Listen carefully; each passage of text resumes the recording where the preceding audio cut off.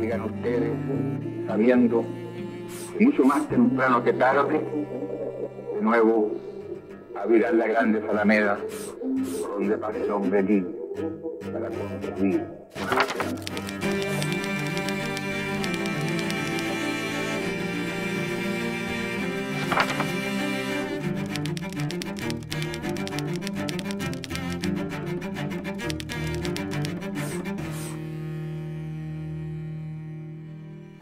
Hola, bienvenidos a un nuevo capítulo de Intelectuales 11 Miradas del 11 de septiembre. Hoy conversaremos con un filósofo, analista político, profesor también. Muchas gracias por acompañarnos, Max Colodro. Un gusto. Gracias a ustedes por la invitación. Un placer estar aquí. Profesor, durante 50 años se ha hablado de una fecha tan importante para la historia política de Chile. ¿Cuál es la reflexión que hace usted en esta conmemoración de los 50 años? A mí lo primero que me generan y que me ha generado el contexto en el que hemos visto cómo se va proyectando este escenario de los 50 años del golpe, es sentir que la sociedad chilena sigue todavía muy afectada, muy golpeada, muy heredera de lo que fue el golpe de Estado, de lo que fue la dictadura militar y de lo que fueron las particularidades de una transición que innegablemente está vinculada a lo que fue la historia anterior, es decir, la historia de la transición, las complejidades de la transición a la democracia en Chile no se explican si no es en función de lo que significó, de la tremenda significación histórica que tuvo el golpe de Estado y el régimen de Pinochet. Y yo creo que una de las cosas que sorprendió, entre las muchas cosas que sorprendió a partir de lo que fue el estallido social y del fenómeno del proceso constituyente que se instala, es darnos cuenta de cuán tributarios éramos todavía, de cuán cerca estaban todavía, de cuán vivas estaban todavía, de cuán abiertas estaban todavía muchas de las cosas que pensamos que ya, o pensábamos que a 33 años ya del retorno a la democracia, eventualmente podían estar un poco más cerradas y un poco más sanadas. Porque sin duda alguna hay un ambiente de polarización. Usted decía, hay heridas que quizás no estaban tan cerradas como lo pensábamos, pero hay un debate también, es una herida que es de la élite, de la clase política, de los medios de comunicación, o también es una herida en la sociedad. Yo creo que sin duda es mucho más una herida de la élite y de los actores políticos, sin duda, de los partidos, de sus militancias, de su memoria. Los partidos han hecho un esfuerzo por mantener viva una cierta memoria, una cierta fidelidad a un periodo de la historia, pero yo creo que inevitablemente, como ocurre siempre, las élites, los partidos, a través de los medios de comunicación, logran permear y logran generar también un cierto ambiente, una cierta sensibilidad. Y yo creo que, a pesar de que las encuestas muestran que la gente está en general poco interesada, yo creo que a medida que nos vayamos acercando al 11 de septiembre, el país se va a ir poniendo en ambiente, los medios de comunicación ya están haciendo la televisión, los diarios, las radios, reportajes, recordando entrevistas. Entonces yo creo que inevitablemente se va a ir generando un ambiente que va a ir poniendo el acento en las paradojas, en las tensiones, en lo sorprendente que es finalmente que un país tenga un hito ya a medio siglo de existencia que sigue teniendo y generando tanta pasión, tantas diferencias. ¿Cómo ve al gobierno en esta conmemoración de los 50 años? ¿Cómo lo ha hecho hasta ahora? Sabiendo que para ellos es una fecha muy, muy trascendente. Bueno, sin duda, este es un gobierno de izquierda, es el primer gobierno de izquierda, no de centro-izquierda. No hay fuerzas de centro en el actual gobierno. La Democracia Cristiana, en estricto rigor, no es parte de ninguna de las dos coaliciones que forman parte del oficialismo. Y por lo tanto, para este gobierno tiene una connotación especial la conmemoración del 11. El presidente ha sido muy explícito en términos de cuál es su opinión y de que de alguna manera él buscó y ha buscado, y su sector ha buscado recoger el legado de Salvador Allende. Fue muy simbólico cuando asume el gobierno el 11 de marzo del año pasado, el homenaje que le rinde cita también a la estatua antes de entrar, después la cita que hace en el primer discurso en calidad de jefe de Estado. Yo creo que sin duda para este gobierno y para las coaliciones que lo apoyan, el 11 de septiembre, la Unidad Popular, la dictadura militar son referentes históricos importantes.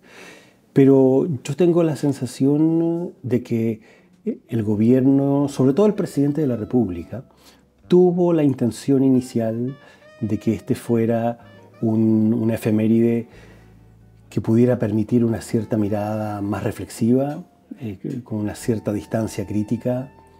El solo hecho de que haya recomendado la lectura del libro de Daniel Mansuy ya apuntaba un poco en esa línea y en esa dirección, pero lamentablemente ese esfuerzo, esa intención inicial del presidente de la República se vio opacada por la convicción y por la pretensión de ciertos sectores de la coalición de que esto fuera una conmemoración más partisana, más militante, por decirlo de alguna manera, y que no hubiera la posibilidad de matices o de diferencias. Y yo creo que eso es lo que explica el por qué finalmente Patricio Fernández, por el solo hecho de decir y de constatar que los chilenos no nos vamos a poner de acuerdo, de que vamos a seguir teniendo visiones contrapuestas respecto de cuáles fueron las causas del golpe, no pudo seguir a cargo de la conmemoración.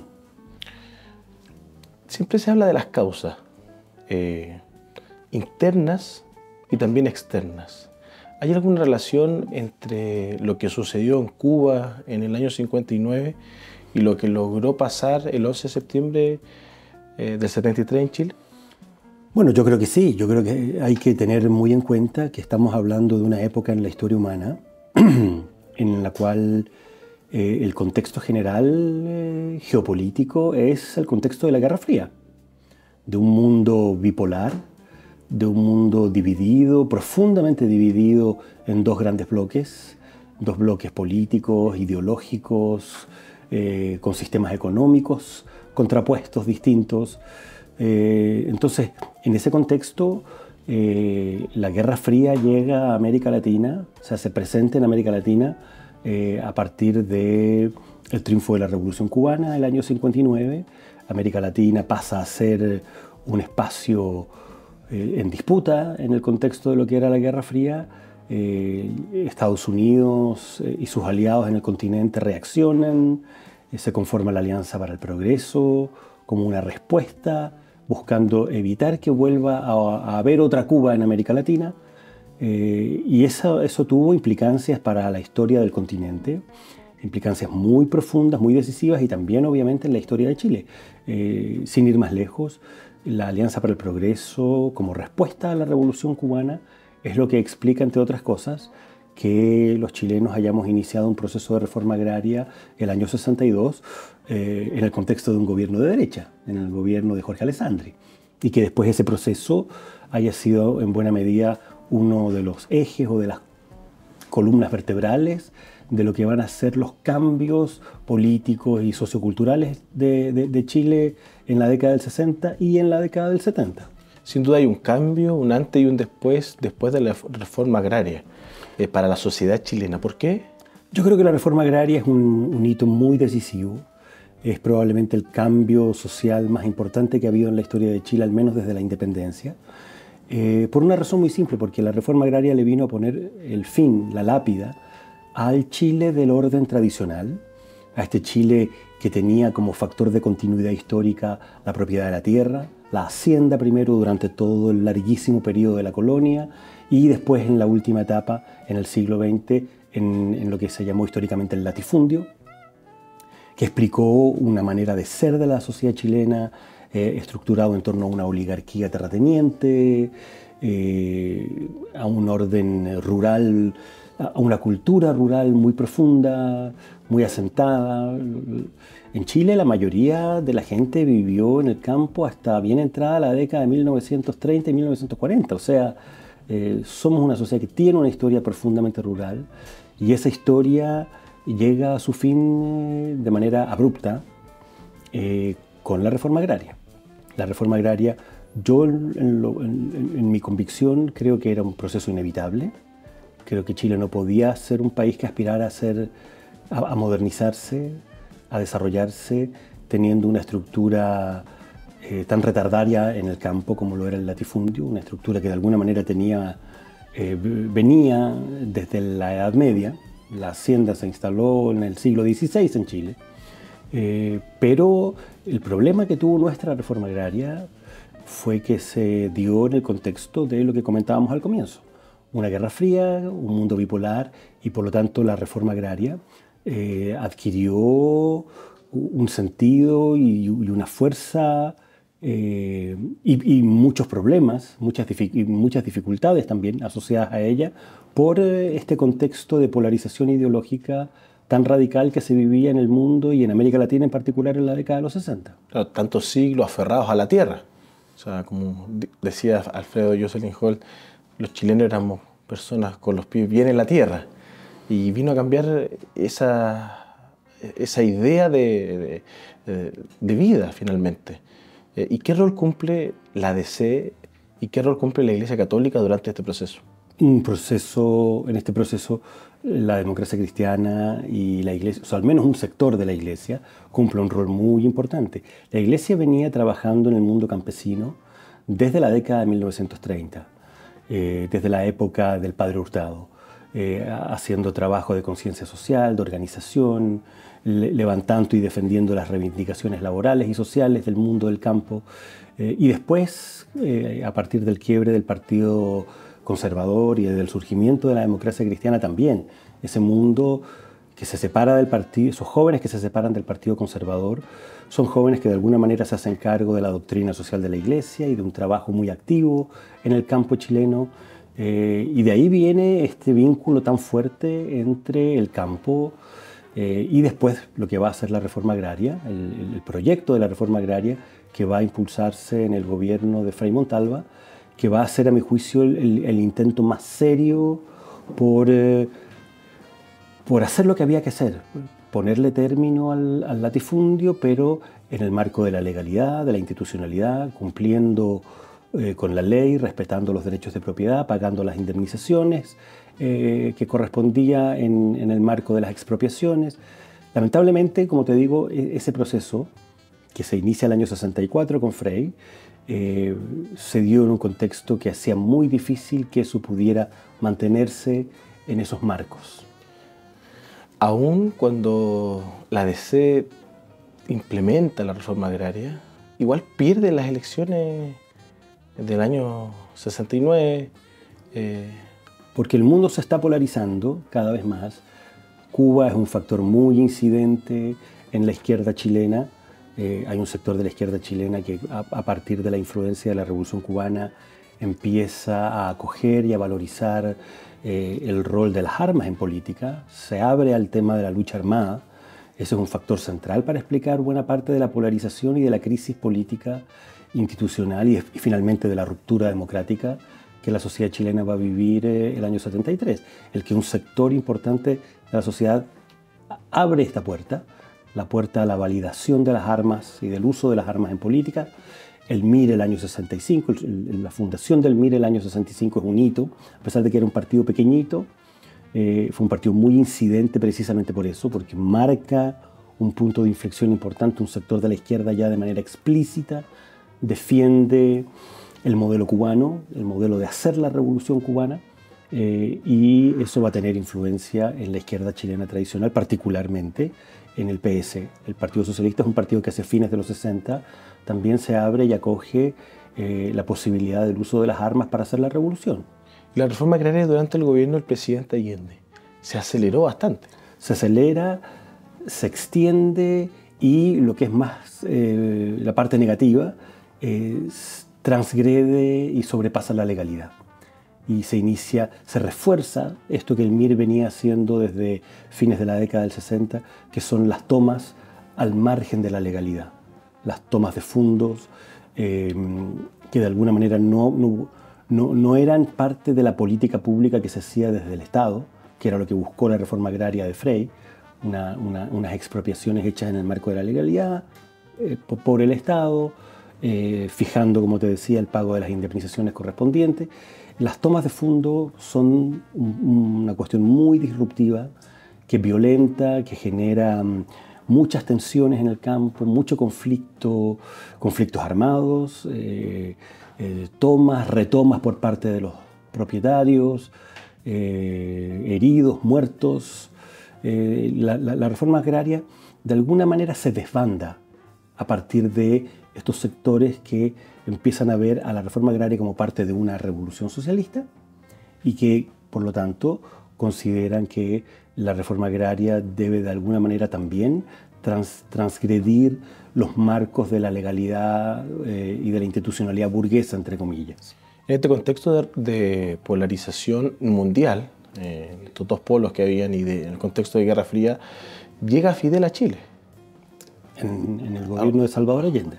Algunos dicen que le incomodó, otros dicen que fue... ¿Cuál es su percepción de la visita? Al parecer el consenso es que era más larga de lo que se había pensado en Chile. ¿Sirvió, no sirvió, polarizó más? ¿Cuál es su sensación?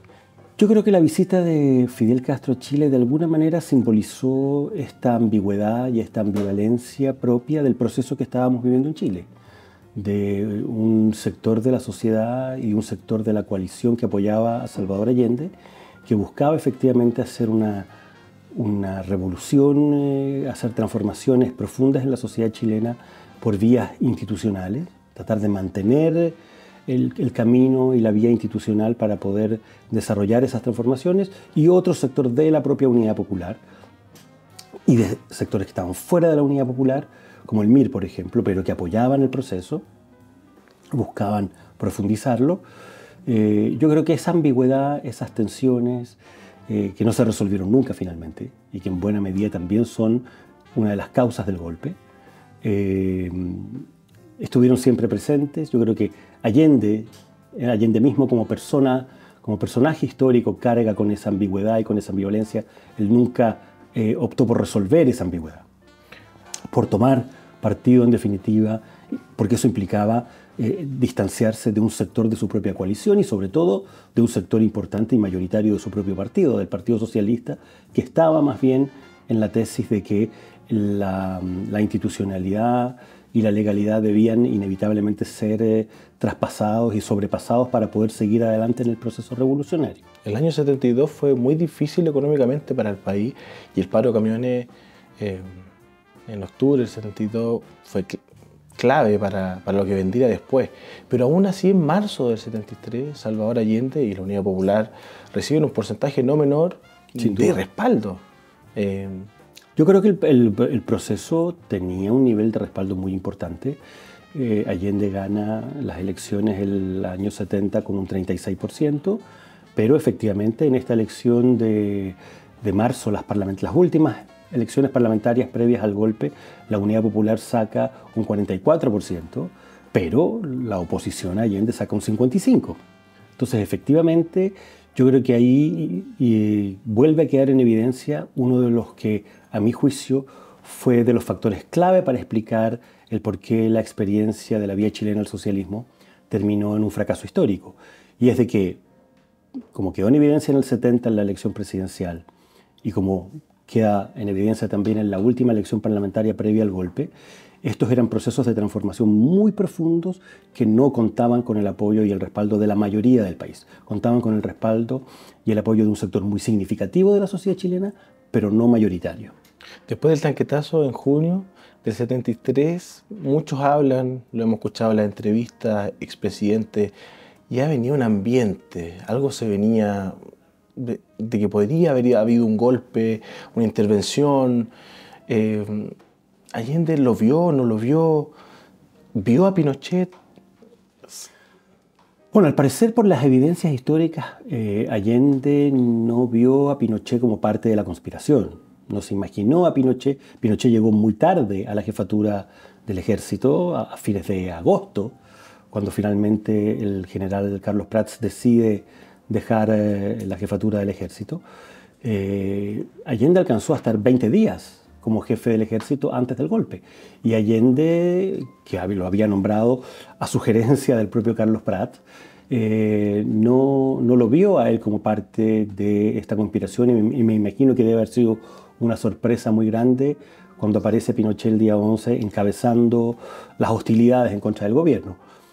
Pero yo creo que el ambiente en Chile venía deteriorándose de una forma muy profunda. El clima político, el ambiente, la convivencia, el deterioro a todo nivel económico, social, político, ideológico, la violencia callejera, la violencia en el lenguaje. Yo soy de los que cree que la democracia en Chile empezó a morir y a destruirse, a autodestruirse antes del 11 de septiembre y que el 11 de septiembre fue finalmente el hito que vino a sellar y a ponerle de alguna manera la lápida a una democracia moribunda. ¿Podemos separar el 11 de septiembre del 12? No, no podemos separar el 11 de septiembre de lo que vino después y no podemos separar el 11 de septiembre de lo que ocurrió antes. No podemos separar el 11 de lo que pasaba en Chile hasta el 10 y no podemos separar al 11 de lo que empezó a ocurrir a partir de ahí. Yo creo que el 11 de septiembre es la consumación de un quiebre de la sociedad chilena, de una división, de una fractura muy profunda que tiene muchas causas, que tuvo muchos responsables internos y externos, pero finalmente la tragedia que se inicia con el 11 de septiembre es responsabilidad de la sociedad chilena y es responsabilidad sobre todo de los actores políticos chilenos. O sea, yo no soy de los que cree que el factor incidente en la destrucción de la democracia chilena haya sido el imperialismo norteamericano o haya sido la influencia cubana en los sectores de ultraizquierda. Yo creo que la responsabilidad política finalmente le correspondió y cae en manos de las fuerzas políticas que estaban en el gobierno y las fuerzas políticas que estaban en ese momento en la oposición. Sin duda alguna, las heridas siguen abiertas. Y heridas que se produjeron durante los primeros años del gobierno de Pinochet. Sin duda alguna, es difícil poder cerrar esas heridas, ¿no? Sin duda. Las violaciones a los derechos humanos que ocurrieron durante el régimen Pinochet son las violaciones a los derechos humanos más graves que ha habido en la historia de Chile. No hemos tenido otro periodo donde el Estado, agentes del Estado, a través de una decisión política, participen y utilicen recursos del Estado para asesinar, hacer desaparecer los cuerpos, poner centros de tortura, generar un clima en el cual no había libertad de expresión, los medios estaban muy controlados, no había libertad de organización al comienzo, ni libertad sindical, ni libertad de manifestarse en las calles. Entonces, ha sido el periodo, desde ese punto de vista, más duro y más trágico en la historia de Chile. ¿Y se esperaba que fuera así o no se esperaba que fuera tan duro? Yo escuchaba al presidente Lagos decía, no pensábamos que iba a ser así. ¿Qué se pensaba entonces? ¿Que iba a ser...? Siempre existió esta idea de que había una tradición profesional en las Fuerzas Armadas chilenas, el profesionalismo, la no deliberancia de las Fuerzas Armadas era como parte de una tradición, pero si uno lee también hay gente que que fue capaz de entender lo que podía significar un golpe de Estado, de mirar lo que habían sido las experiencias en América Latina, en Guatemala, en Brasil, y constatar que si terminaba ocurriendo un golpe de Estado, en los golpes de Estado se producen violaciones a los derechos humanos. Y por lo tanto, el no haber hecho todos los esfuerzos para evitar el golpe también implicaba asumir una corresponsabilidad por lo que iba a ocurrir si es que no éramos capaces de salvar la democracia como sociedad. 50 años del 11 de septiembre se cumplen este año, en un poquitos días más. En 50 años más, ¿seguiremos con las heridas abiertas? Yo espero que no, pero en este minuto y en este momento y viendo lo que ha sido estos 50 años y la manera como se ha dado esta conmemoración y el tono y la conversación que hemos tenido y lo que significó la salida de Patricio Fernández y las razones de esa salida, tiendo a ser más bien pesimista. Creo que lamentablemente en la medida en que esto siga siendo un tema no resuelto, la sociedad chilena sigue teniendo deudas y demandas pendientes, entre ellas el saber qué pasó con los restos de los detenidos desaparecidos. Creo que los familiares tienen todo el derecho de por lo menos saber cuál fue el destino de sus familiares, de las personas que desaparecieron en Chile. Tengo claro que los restos no van a aparecer. Hay restos que están desaparecidos porque fueron eliminados. Por lo tanto, hay muchos restos que no van a volver a aparecer. Pero por lo menos conocer cuál fue el destino de esos restos y quiénes fueron los responsables de ese destino. Pero también, junto con las heridas y con la profundidad del drama que se vivió en Chile, tiendo a pensar también de que al final esto se ha convertido lamentablemente en un factor de división que genera ciertas rentabilidades políticas. Y mantenerlo vivo, y mantener viva esta división, y mantener vivo esta fractura, hay un sector que siente que rinde política y electoralmente. Y que por lo tanto es bueno mantener viva la herida abierta. Yo creo que lamentablemente tendríamos que hacer un esfuerzo muy grande por sacar a la dictadura y lo que significó la Unidad Popular y lo que significaron las violaciones humanas de la contingencia electoral. ¿Sí? Porque si tú miras, estas cosas se refuerzan, se reactivan y se reabren cuando empiezan las campañas presidenciales. Entonces, eso ya es un mal síntoma. Yo esperaría que los chilenos en conjunto pudiéramos tener una mirada distinta, una mirada autocrítica todos. ¿Ha faltado autocrítica? Sin duda, ha faltado autocrítica en la izquierda respecto de las causas que llevaron a la Unidad Popular, de la Unidad Popular al golpe de Estado, y ha faltado una autocrítica severa de la derecha respecto de sus responsabilidades en las violaciones a los derechos humanos.